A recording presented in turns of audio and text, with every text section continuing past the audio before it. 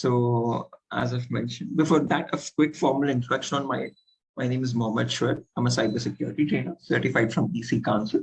Okay, and I teach courses such as certified ethical hacking, web application pen testing, security operations center. So from very basics to advanced courses in cybersecurity. I have an experience of more than 5 years in this field, and I've been teaching a lot of students since the past 3-4 years. Okay, and our session today is on the very basic beginner to advanced, beginner to intermediate level course called Certified Ethical Hacking. And this is the version 11, the latest version of the course from the organization, PC Council. Okay, so before I begin with the session, this is usually a common question that I ask all the students just to understand their perspective. Okay, so in your terms, guys, or in your words, whenever you hear the term hacking, what comes to your mind first? So again, guys, let's keep this session a bit interactive and fun. Let's not keep this just one-sided. Okay, so when you hear this term called hacking, what do you think it is, or what comes to your mind? Anyone, guys? Abhay or Jayashree or who's the other one? Manu. I hope you can hear me, guys. Again, guys, please let's keep this interactive. Please don't hesitate to answer any questions, or again, not requesting exact definitive answers. Whatever comes to your mind. In your terms, what do you think hacking is? Abhay or Manu or Jayashree?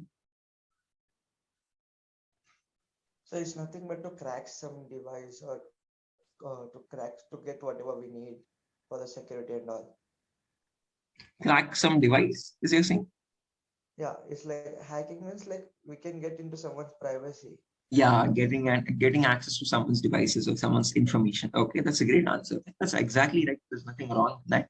Manu or Jayashree, you would want to add up something on that?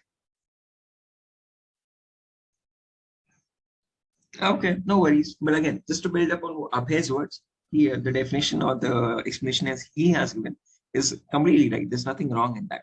But just building up on those words, if I had to define it out, hacking is nothing but the procedure of trying to gain access to information systems. Okay, so that's the same thing which Abhay mentioned as well. Okay, and when you do this, it is done without the permission or the consent of the person owning those systems. Okay, and this is usually performed by hackers for their own benefit. So whatever information system it be, whether it be as small as a mobile phone to as big as a web application server or a database, hackers try to get access to the information in those devices without the permission, so that once they hack it, they can steal the data, or they can destroy the data, or just sell that data to other black market vendors, we could say so. And sometimes they even do it just for fun. Okay. Now, if hacking seems such a malicious job or such a criminalistic task, why do we have a course called ethical hacking is the question. And what is this ethical hacking? How is this different from normal hacking or the malicious hacking, right? So when we talk about ethical hacking, on the other hand, this is the procedure of trying to find the vulnerabilities. Okay, a vulnerability is nothing but a loophole or a weakness, a flaw in the information system. Using these weaknesses in the information systems only, hackers try to get access to their devices. So our job as ethical hackers would be to find these weaknesses in these systems in the organization with the consent, with their permission, and then report it back. Okay, so that once we report it back, they will apply the appropriate patches to it. Okay, once a patch is applied, that vulnerability gets closed. Okay, it is not applicable anymore. So the hackers cannot find a doorway now, cannot find the normal way to attack the device through that vulnerability.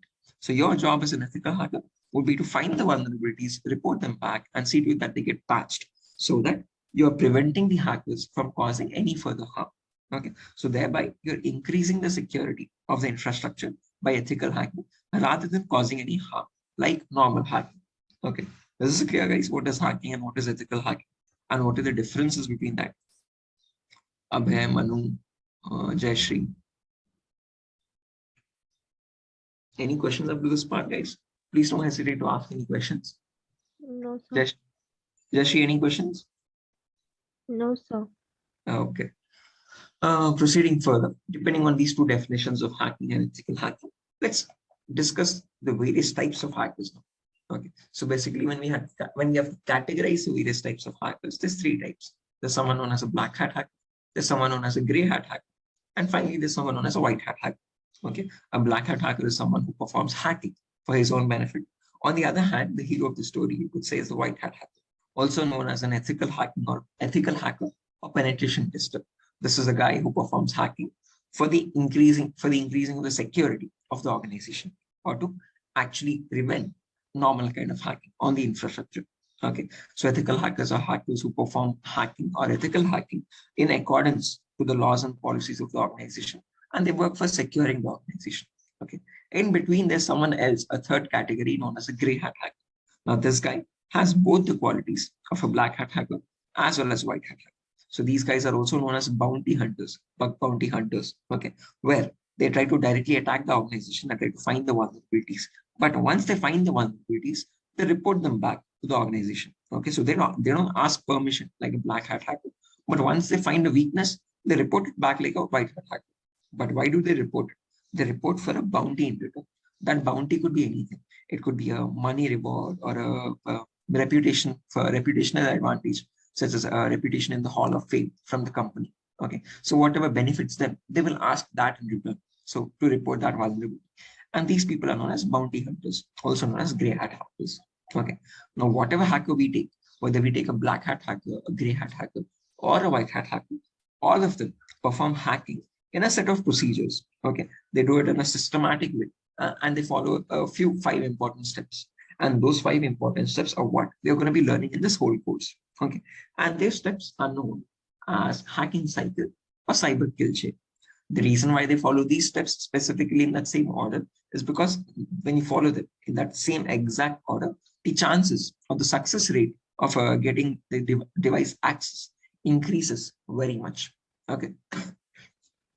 Now, if I list out all these steps one by one, these are the steps as follows. So the first step is information gathering. It can also be called as a reconnaissance of footprinting. Second step is scanning. It can also be called as enumeration. Third step is gaining access. Fourth step is maintaining access with that device. Last step is reporting the vulnerabilities or clearing traces, removing the evidences. Okay. The reason I've specifically mentioned OR in the last step is because this is where it makes all the difference between a white hat hacker and a black hat hacker. Until step number 4, it is exactly the same, whether you're a white hat hacker or a gray hat hacker or a black hat hacker, does not matter. Okay. What varies is the last step. If you're a white hat hacker, you try to report the procedure, report all the vulnerabilities to the organization. If you're a black hat hacker, you not report it, but you try to remove all the evidences of your attack procedure. Okay, so that you cannot be traced out, you cannot be caught. Okay, now let's briefly discuss each of these steps one by one, so that you can get a clear picture of what is being discussed in the course or what you're going to learn in the course. Okay, so for the first step, when we talk about information gathering, as the name itself says, this step is a very crucial part of the hacking cycle, where almost 60% of the job is done if you perform this properly.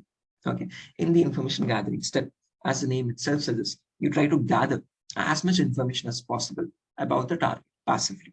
What I mean by passively is that you get this information from other third-party organizations rather than contacting a so-and-so, your target organization. You try to get this information from other sources. Now you could ask me, so what kind of information are we actually trying to gain at this step? So this is the information as follows. So you try to get information. So if we take any organization, for example, whether that be Wipro.com, Infosys.com, Flipkart.com, any XYZ organization.com. So for that organization, you need to find all this set of information for them. Okay, so that through this information, we'll try to attack the target system. Okay, so firstly, we need to find the IP addresses for the organization servers and the range of IPs used by the organization. Then their host records to understand who is hosting that website, since when it was hosted or when it was created, when was it last updated, their DNS server records, like what all other servers exist and what are the IP addresses for those servers, what are the domain names, what are the host names of their devices, employee details such as their contact numbers, their email addresses, and their operating system information, and if possible, their usernames and passwords. Now, trust me, all this information will be getting it from the internet, from other third-party sources, rather than contacting the organization. So if I give you a very basic example, let's say if I wanted to get the email addresses, let's say, for the organization's employees, all I have to do is I have to go to the browser, and in the browser, I'll search for a website called hunter.io. And through this website, I can get the email addresses for any organization that. So if I search for Wipro.com, you can notice Wipro is listed out. And if I click on that, I have an account in this website. And once I scroll down, I can see the email addresses of the working professionals of webpro.com. And these are working people right now who are working in Wipro. And we know their post as well. So also there's a senior manager, there's a maintenance manager. Again, there's another senior manager, general manager, business analyst. So all the high profile people, I'm getting all their email addresses over, as you can see. Now these email addresses can be used by hackers to perform phishing attacks, to send phishing emails and get their credentials as well. Okay, so this is one example of a source where you can get the high profile email addresses for any organization on the internet, whether that be wipro.com or flipkart.com, anything. Most 99% of the websites are listed out over here of your target. Okay, so every single thing, every single post is listed out, as you can see. Okay, that's an example where now we are trying to get the email addresses of certain organizations rather than contacting Flipkart or Wipro. We're getting it from a third-party source. So that is known as passively trying to find information from other sources rather than contacting the information from contacting the organization directly. Okay. Is this clear, guys? Any questions up to this part? Abhay, Jayashree, Manu? No, sir. Perfect. Proceeding further, coming to the next step, which is scanning. So in scanning now, this is the second step. We try to get some extra information which you could not get passively in the information gathering step. So it is possible to get 90% of the information, but for the 10%, you might have to contact the organization. You might have to use tools like Nmap and Nessus to send packets to the organization servers and get that extra information which you could not obtain on the internet. And that part is known as the scanning part. Okay, so basically to define scanning, it is nothing but trying to gather more information about the target by making active connections rather than getting it passively. Okay, now in scanning, there's three categories again. Okay, there's network scanning, port scanning, and vulnerability scanning. In network scanning, we try to find all the active or all the alive devices hosts in the target network. So from your device, you can try to perform scanning using some set of tools and figure out on the target network what all active devices are there, what servers are used, or what firewalls are being used, and so on. Now, once you get all the list of all the devices that are being used, you perform port scanning to figure out on those devices what all ports are open and what services are running on those ports. Okay, so port number 23 is open, port number 25. So what services are running, what ports are open is what we figure out in the port scan. So we'll be using a very important tool called Nmap in this network scanning and port scanning. Okay, after that finally comes vulnerability scanning, where we use an important tool called Nessus. And using this Nessus, you can try to figure out on these ports and whatever services are running, are there any vulnerabilities? Or are there any weaknesses on those services? So we use automated vulnerability scanners like Nessus to perform the scanning and get the list of vulnerabilities on any server or any device in that network. Okay, and once you find a vulnerability, you can try to attack on that vulnerability and get access to the devices in the organization. So if I show you the example, as I mentioned, we're using a tool called Nessus. So this is a real-time tool, guys, that is used in organizations, in real-time scenario in organizations. Let me show you. It's called Tenable Nessus. So again, as I mentioned, this is a paid tool. So this is used in organizations. Yeah, over here. Okay. So whenever you work for a company, they will buy this tool and provide it to the workers. So when I click on buy, you can notice it's around $3,000. Okay. And we'll be working on the same tool. I'll show you how to install this tool on your machine. You don't have to pay anything because there's a trial version as well, which you can scan 16 devices. So once you click on download, you can download this tool for free and install it in your system and learn. So they have given a trial version so that students or educators can learn how to use this tool, okay, to start their career in cybersecurity. Okay, so I have this tool in my machine as well. Let me show you that. It runs on port number 8834 on your local device. And once you log in, again, don't worry guys, don't get confused. I'm just showing you how to use this tool or what kinds of tools we'll be using in our whole class. So if I go to policies, don't worry about all this. Okay, I'm just trying to show you how this tool looks like. Okay, just to show you that we'll be working on tools that are used in organizations in real-time scenario. So in this tool, as you can see, there's multiple options. You can perform a network scan, you can perform an advanced scan, malware scan, web application scan, a cloud scan. So you can scan any device if you want. Okay, and once you scan, this is how the report looks like. Okay, so you get a detailed report of all the operating systems and all the devices and the vulnerabilities on. So whatever device you scan, vulnerabilities are categorized into information, low, medium, high, critical with severity. Okay, if there's critical vulnerabilities, you can try to attack that system and gain remote share, gain remote connection to them directly from your system. So it shows you, it categorizes and shows you what are the vulnerabilities, how do you attack them, how to prevent them, what is the solution for these vulnerability, every single thing. Everything is automated. And in real-time scenario, in organizations, the same tool is used. So we'll understand how to use this tool, how to get the most out of it. Okay. After all this is done, after network scanning, port scanning, vulnerability scanning is done, next part is attacking, which is nothing but gaining access. Okay. Once I've gathered all the information that is required to attack a target system, the next step is nothing but trying to discreetly attack it and get remote access. Okay. Now gaining access is a huge concept, covers a vast variety of topics. This is the list of topics. Okay. So first topic that we'll be covering is system hacking.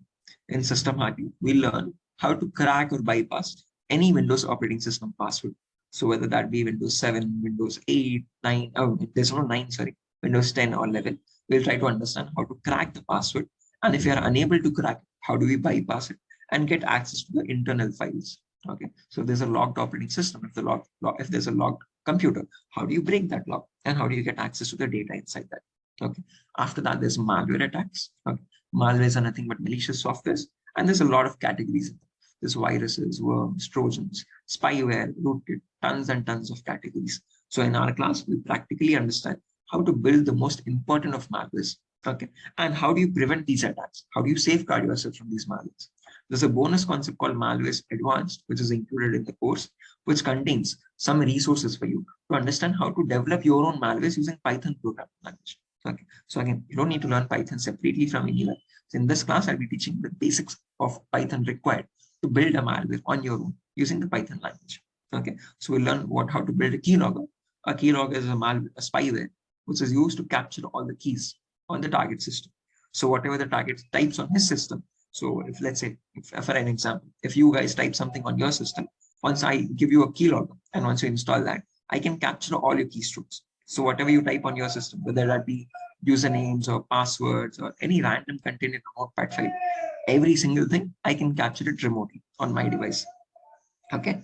After that comes network penetration testing, wherein that we'll be discussing all the common network attacks, such as man-in-the-middle attack, denial of service attack, how to hack Wi-Fi routers. Every single thing will be covered in that. Just a second, guys. Just a minute. There's some background disturbance.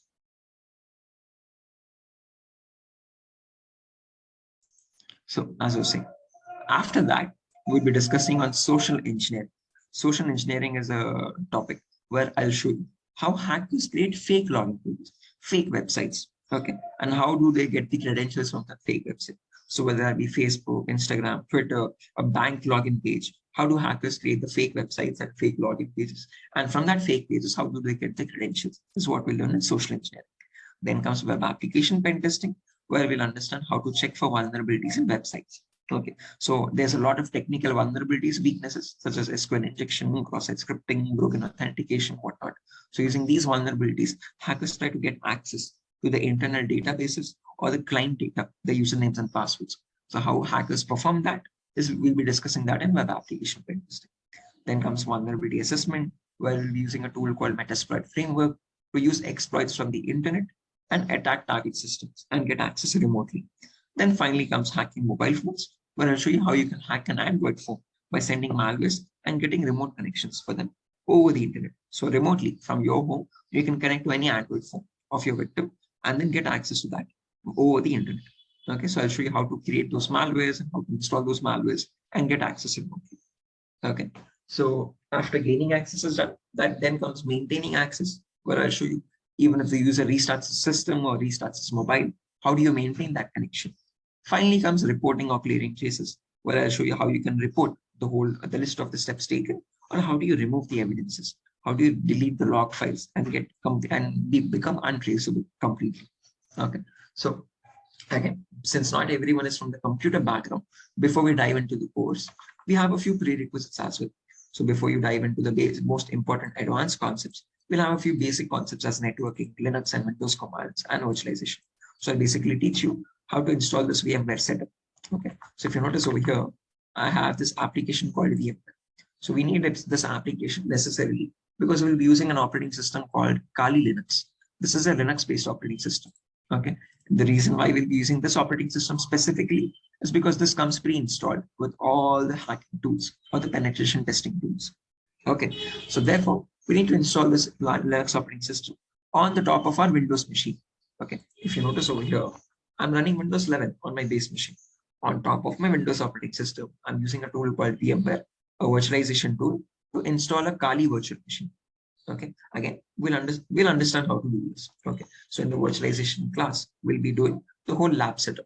So whatever operating systems or whatever tools I have installed on my system, I'll be sharing all the resources with you over the internet. So I've uploaded all the files to my Google Drive. I'll be sharing the links from where you can download them all for free. Okay, once you download all the tools, I'll show you how to install them and how to create an exact replica of the lab that I have on my system to that on your system as well. After that, we'll learn about basic networking concepts, such as what are IP addresses, what are public IPs, what are private IPs, what is a DHCP server, what is a DNS server, all the basic networking concepts. After that, we'll learn about Linux and Windows commands because we'll be using a Linux operating system. That's very necessary. Okay. And then we'll dive into the advanced concepts. Okay. Information gatherings, scanning, system hacking, gaining access, everything. Okay, there's a few extra concepts as well, theoretical concepts like Internet of Things, reverse engineering, cryptography, and so on. So these are also quite important concepts in cybersecurity. We'll be discussing that as well. Okay, so yeah, that's that, guys. We'll have a class every day from Monday to Friday at 7 a.m. in the morning, and it'll be a 1 hour session. And after every session, we send the recordings as well. So just in case if you have doubts or anything, you can go through the recordings also. Okay, and I'll be sharing the PDF materials for each class notes for each class, everything. Okay, so any questions on your end, guys, before I end the session? Abhay, Manu, Jayashree, any questions or doubts on your session on your end? No, sir. Okay, Manu and Abhay. No, sir. Okay, so yeah, that's it, guys. Nothing more for this session. This is the demo. I just wanted to explain what all topics I'll be discussing, what all tools you'll be using. Again, I've not mentioned all the tools in the course. There's a lot of more tools, okay, like Nmap, Burp Pro, Nessus, Loftcrack. There's a lot of tools I'll be using in the classes. Okay, so if there's any technical queries, guys, here's my number. I've shared my number already as well. Okay, just in case if you have any queries regarding any of these topics, you can contact me with. Okay, and if you have any, yeah, so here's the number to contact if there's any questions or doubts. And yeah, that's it, guys. Nothing more. We'll be starting the batch. There's a new batch starting from Wednesday or Thursday. So I'll be taking a couple more demos for a couple students. Okay. And after that, we'll be starting the session by Wednesday, which is the after tomorrow, or max to max at the latest by Thursday. The batch will be starting. And the batch is at the same time at 7 a.m. in the morning from 7 to 8 every day for 1 hour.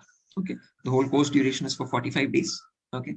And in that whole course, you'll be learning from the very basics till the intermediate level, or you can say advanced level as well, to some extent. Okay. So yeah, that's it, guys. Nothing more for the session. One last time before I end the session, any questions or doubts for anyone? Abhay, Manu, Jayashree. The demo will be the same for tomorrow also. Yeah, for tomorrow as well, the demo will be the same. There'll be no change in that. Okay. Okay. Just for the people who could not attend today, they can attend tomorrow. That is why same demo. Okay. So yeah, that's it, guys. Nothing more for this session today. I like exit the session. I hope you like the demo session, guys. If there's any feedback, please let me know. If my voice was not clear or video was not clear, Course. everything was fine, right? Okay, guys. Thank you so much. I hope you liked the demo. I hope you enjoyed it. And yeah, that's it. Nothing more, guys. I'll see you in the session. Hello. Yeah, Manu, I can hear you. Can you share this PDF for session? Yeah, sure. Do one thing. Can you send me your email addresses in the chat box? I'll send it over the email. Okay, I will send it now. Please, 1 minute. You can share your email in the chat box, and I'll share the PDF file. 1 minute. I'm sending.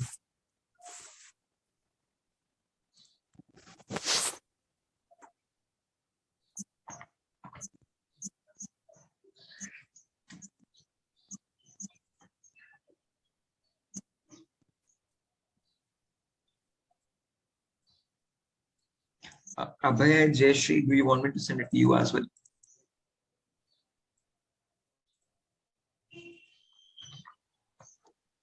Okay, sure, sir.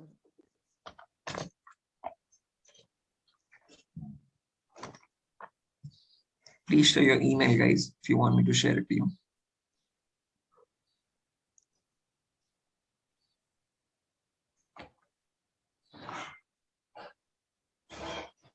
Oh,